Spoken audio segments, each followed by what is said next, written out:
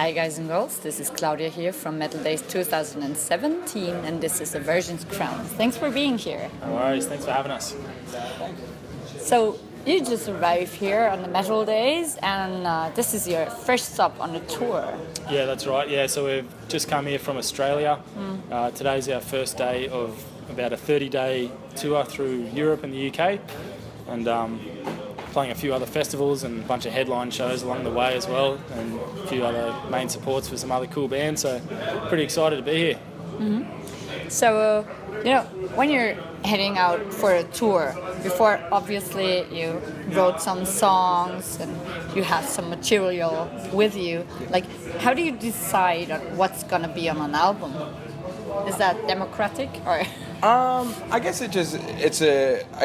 like as far as what goes on the actual record is an agreement between all the members. Like we try and pick out the songs that we enjoy the most and, try and work with each other and get the best possible, set of songs we possibly can to put on a record and put it in a certain order to make sure that it, sounds good like first to last and it doesn't really get boring or, I guess, to have some slows dynamics. down. Yeah, we like to definitely keep, put like songs that are a bit interesting in the middle, and then obviously like the singles and the music videos and stuff like that we'll put out like at the start, so when people, have heard the music videos and seen all that, and they buy the record, they put it in and it's one of the first songs they hear. So. Okay.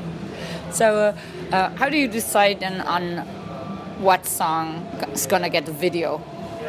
It's usually the one that we feel is kind of the strongest song on the album.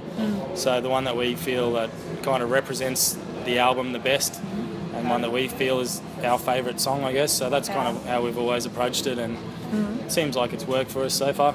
Yeah. And do you work with somebody else together to do the videos? Yeah, we have.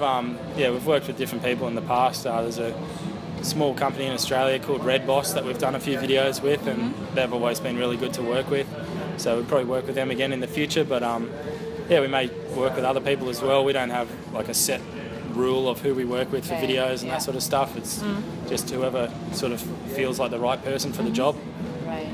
So do you also get to, when you're writing stuff, have pictures in your head, or is it more coming from a certain emotion or input you're getting from the outside world? Kind of depends. Like I guess the music is usually kind of written separately to the lyrics. So Mark writes all the lyrics, so he might be the one to ask about the images going through his head. But usually the music's composed, and then which is first. Yeah, which is first, and then the lyrics come later on, and it's kind of all comes together at the end. So you get any hints from the music on what the song is gonna be like lyric-wise? Or you choose yourself? Usually I'll listen to like the song and kind of vibe off it. If it sounds very evil or if it sounds, kind of sad, I'll write a song kind of revolving around that theme, because it's just how it made me feel when I listen to it, and I like to express that like through lyrics, and I think it really works with the song as well, because the dynamics of the song makes you feel that way, so the lyrics should be very similar, therefore it is a really good combination. So. And about the vocals, is it you decide on what you're doing technically? Is it you're experimenting, or? It's a bit of both. Like I know what I do. Like I know the things I can do that really work with people, but I also like to kind of step outside the box a little bit and try and do some different things that other bands aren't really doing, and try and make a more unique sort of vocal sound opposed to just being like everyone else, try and stand out. You know what I mean? Yeah.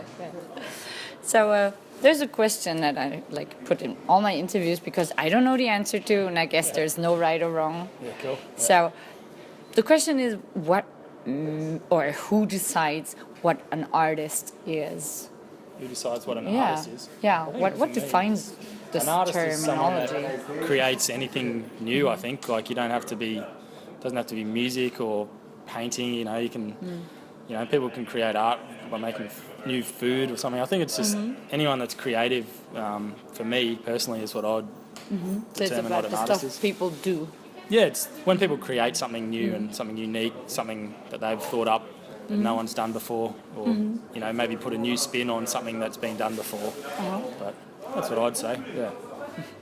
Also, I'd probably say an artist is someone who can interpret a feeling or just something and kind of put it into, you know, something physical, like a painting, or maybe some sound like music or writing, you know, books or anything like that. Anyone who can just think of something and put it out in, I guess, a art form. Tangible. Tangible, something that people can either feel or read or listen to. I think that's an artist, someone who can, you know, translate something from inside their head and put it out like that. That's definitely...